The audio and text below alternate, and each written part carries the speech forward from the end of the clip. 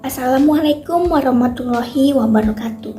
Perkenalkan, saya Devi dari Fakultas Vokasi Prodi K3 Universitas Balikpapan. Maksud dan tujuan video ini tidak lain ialah untuk memenuhi tugas mata kuliah Bahasa Indonesia sebagai nilai UTS yang diberikan oleh Ibu Indah Ika, PD MPD selaku dosen Bahasa Indonesia kami. Di sini saya akan membahas tentang pengertian diksi.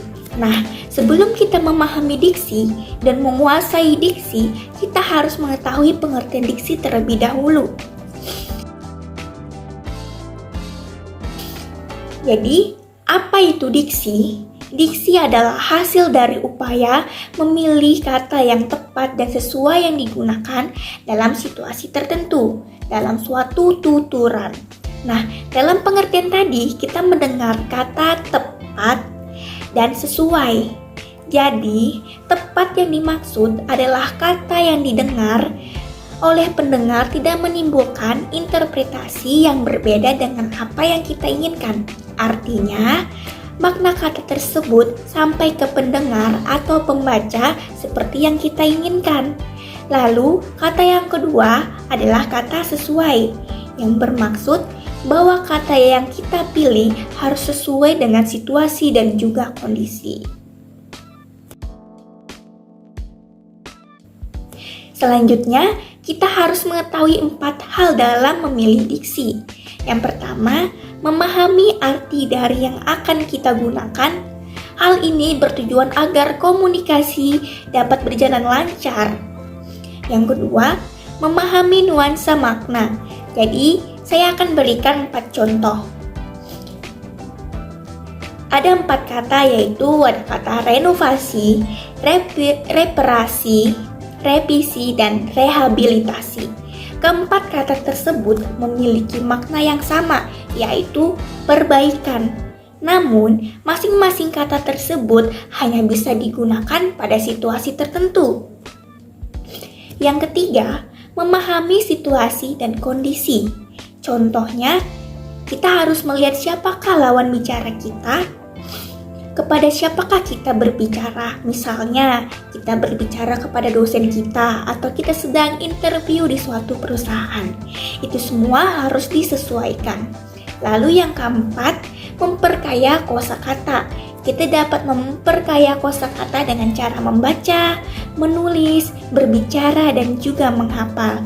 Nah, itu tadi pemaparan pengertian diksi secara umum. Lalu, ada pengertian diksi menurut Kamus Besar Bahasa Indonesia. Diksi adalah pilihan kata yang tepat serta selaras dalam penggunaannya. Diksi digunakan oleh penulis untuk mengungkapkan suatu gagasan sehingga mendapatkan efek tertentu sesuai yang diharapkan penulis. Dari pengertian diksi menurut KBBI tersebut dapat dipahami bahwa diksi adalah pemilihan kata yang sesuai dan dipakai untuk memilih kata sehingga dapat mengungkapkan gagasan tertentu. Lalu di sini juga ada beberapa pengertian diksi menurut para ahli. Yang pertama ada para ahli yang bernama Gori Keraf. Keraf berpendapat bahwa diksi terbagi menjadi 2, yaitu pilihan kata atau tentang pengertian kata yang digunakan untuk menyampaikan suatu gagasan, pengungkapan yang tepat serta gaya yang penyampaian yang lebih baik dan sesuai dengan situasi.